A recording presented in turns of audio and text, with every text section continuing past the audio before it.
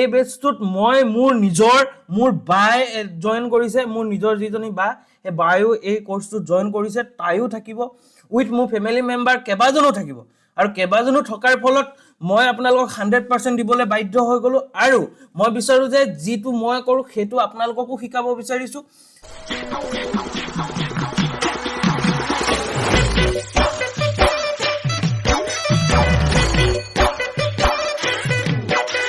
নমস্কাৰ বন্ধুসকল, জংকি ট্ৰেডাৰ চেনেলটোলৈ আপোনালোক সকলোকে স্বাগতম জনালো। আজি ষ্ট্ৰাইক প্ৰাইচৰ 2 নম্বৰ খণ্ডটিলৈ আপোনালোকৰ মাজলৈ আহিছো। যোৱাকালি আপোনালোকক ক'লো যে ষ্ট্ৰাইক প্ৰাইচ আচলতে কি, আমি যি অপচনটো বাই কৰো, যি আমি এটা প্ৰাইচ বাই কৰো, সেই প্ৰাইচটোকে ষ্ট্ৰাইক প্ৰাইচ বুলি কয়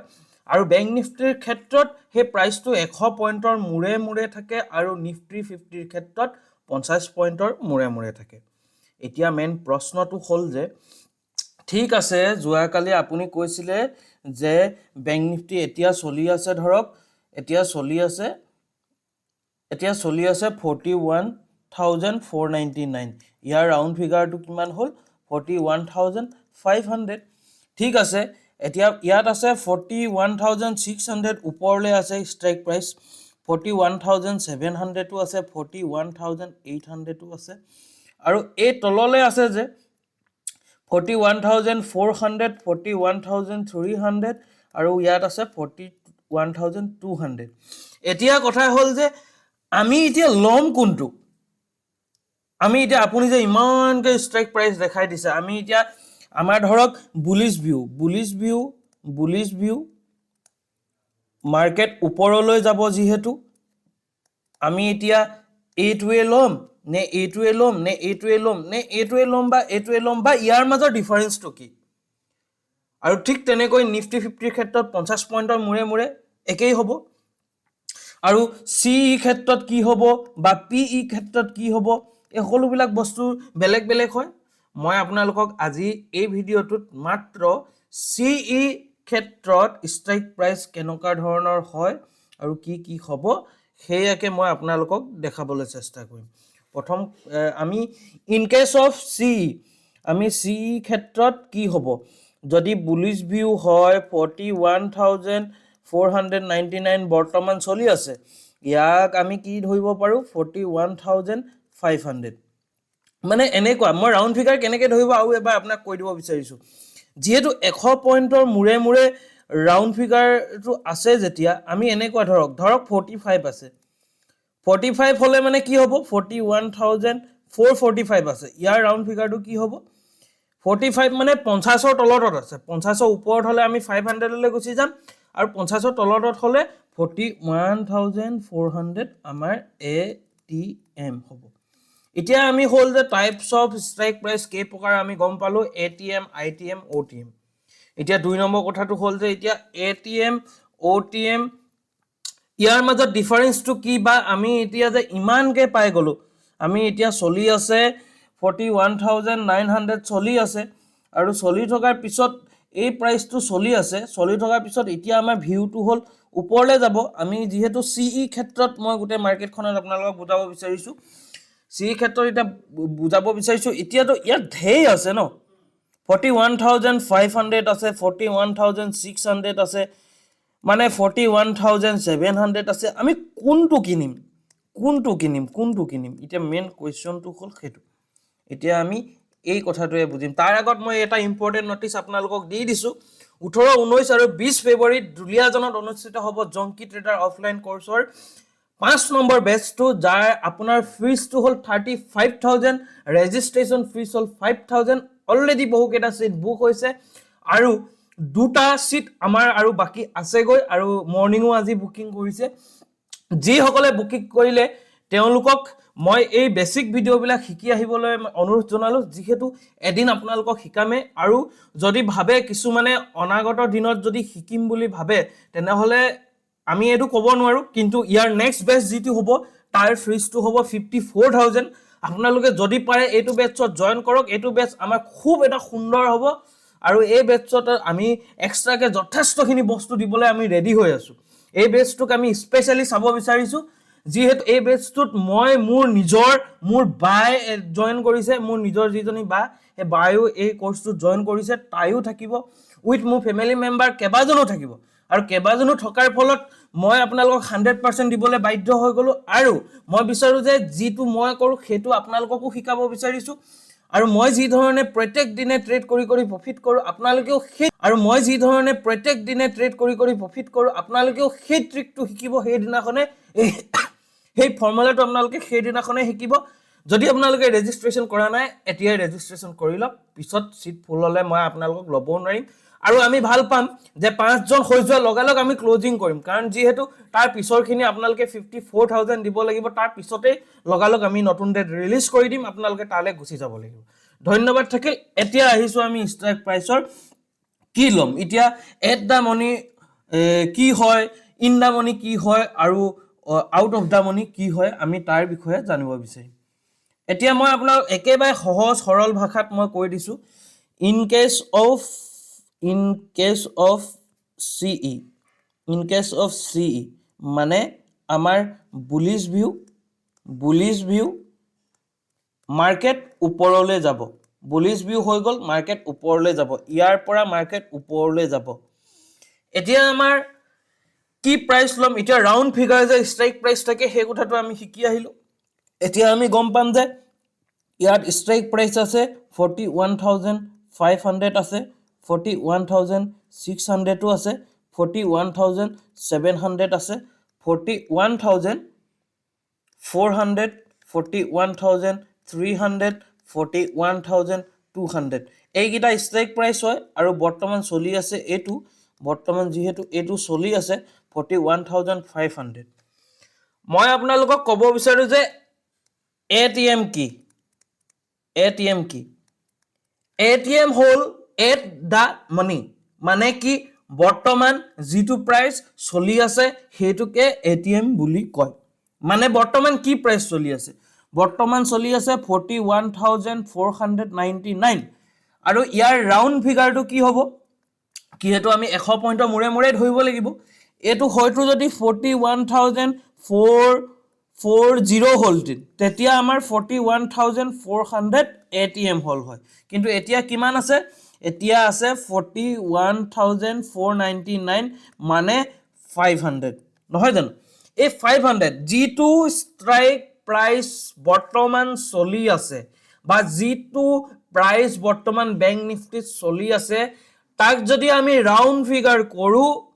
মানে আমি সেই স্ট্ৰাইক প্ৰাইসটো যদি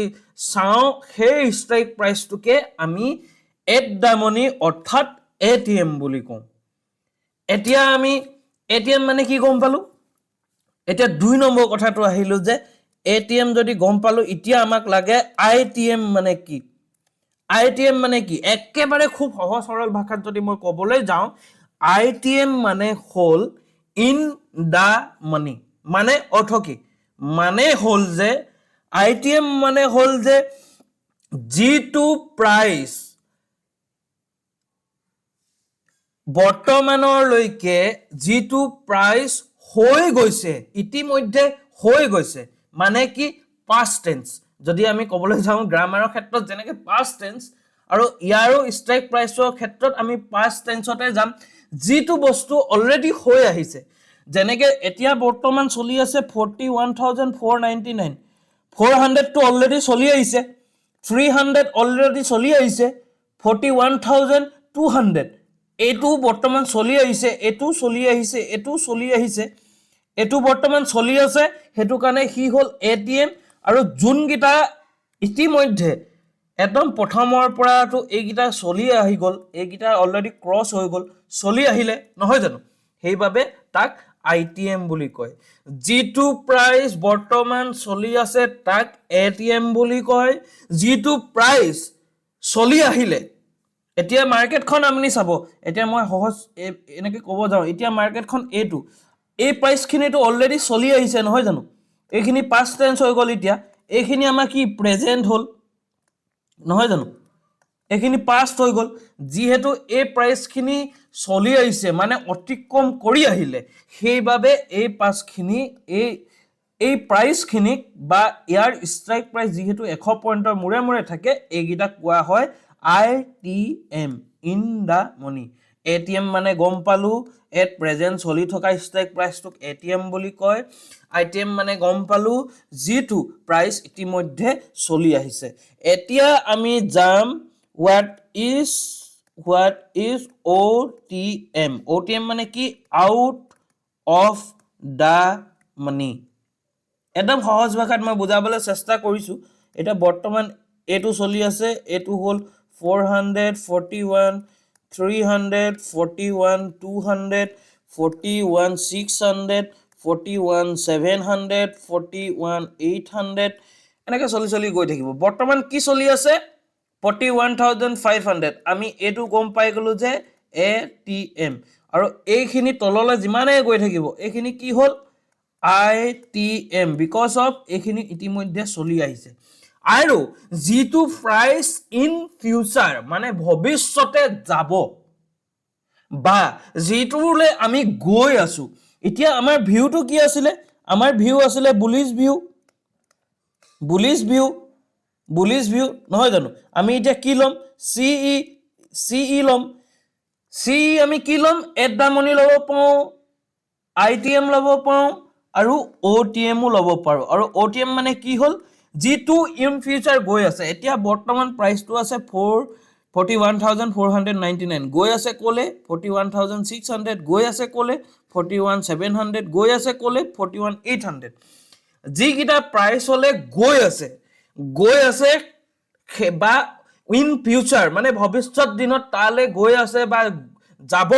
হেতু হল OTM আৰু যিটো প্ৰাইচ বৰ্তমান চলি আছে তাক কয় ATM আৰু যিটো ইতিমধ্যে চলি আহি গল যিটো মধ্যে হৈ আহিছে হেতুক কয় ITM এতিয়া আমি সহজ ভাষাত OTM ITM আৰু ATM শিকি গলো এতিয়া আমাৰ কোৱেশ্চনটো হল যে আমি যে ইমানখিনি শিকিলো এতিয়াওটো আমি খোৱা নাই ট্ৰেড কৰিবলৈ আমি এতিয়া গম পালো যে আমাৰ যদি বুলিশ ভিউ হয়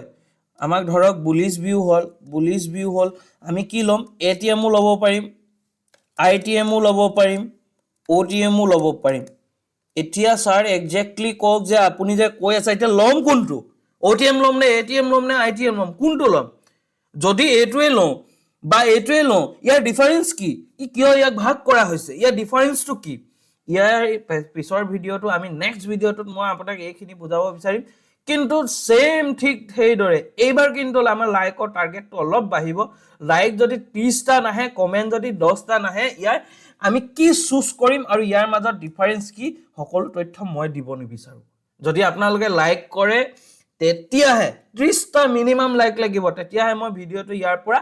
আগবঢ়াম আৰু যিসকলে ৰেজিষ্ট্ৰেচন কৰা নাই 18 19 20 ফেব্ৰুৱাৰীৰ বাবে তেওঁলোকে ৰেজিষ্ট্ৰেচন কৰি লওক নেক্সট বেচ 54000 হ'ব আশা কৰো আপোনালোকক এটো যেহেতু বহুত স্পেশাল মোৰ ঘৰৰ নিজৰ বা আহিছে সকলোৱে এবাৰ শিকিব যেতিয়া তো আপোনালোকক মই এনাউন্স কৰি দিছো যে আপোনালোকৰ লগতো ভাল লাগিব এটো বেচ কৰি আৰু যেহেতু আমাৰ দিল্লী যোৱাৰ যিটো মোৰ দিল্লীত এটা কোম্পানীৰ লগত এগ্ৰিমেন্ট চলি আছে মানে ইতিমধ্যে কমপ্লিট হোৱা নাই যদি কমপ্লিট হৈ যায় মই কমপ্লিট এই বস্তুটো আপোনালোকৰ পৰা আতৰি যাব লাগিব এৰিব লাগিব কোন সময়ত আমাৰ এই অফলাইন কোৰ্স ক্লোজ হ'ব হেতু মই ভালদৰে ক'ব পৰা নাই কিন্তু মোৰ এটাই থাকি গৈছে বহুত মানুহে ফোন কৰে বহু মানুহ শিকাবলৈ থাকি গৈছে কিন্তু যি কি নহক লাগে মই বৰ্তমান আপোনালোকক ষ্ট্ৰাইক প্ৰাইচৰ এটো খণ্ডলৈকে আনিলো আৰু ইয়াৰ পিছৰ খণ্ডটোত আমি ATM OTM ITM ৰ মাজত ডিফাৰেন্স কি বা আমি এক্স্যাক্টলি কাক বাই কৰিম কাক সেল কৰিম আমি যেহেতু বৰ্তমান গৈ আছো CE ক্ষেত্ৰত ইন কেস অফ CE হয় ইন কেস অফ CE আমি আকৌ P ক্ষেত্ৰটো আকৌ বস্তুটো অকনমান উল্টা হয় এই আমি P ক্ষেত্ৰটো আমি ভিডিও বনাব লাগিব নেক্সট ভিডিওটো আমি OTM ATM ITM P ৰ ক্ষেত্ৰত কি হয় হেতু শিকিম তাৰ পিছত আমি একেবাৰে এন্ডিং ভিডিওটো আমি ষ্ট্ৰাইক প্ৰাইচৰ শিকিম যে কোনটো এক্স্যাক্টলি ইয়াৰ ডিফাৰেন্সটো কি ধন্যবাদ আপোনালোকৰ দিনটো শুভ হওক ভিডিওটো ইমানটোতে সামৰিলো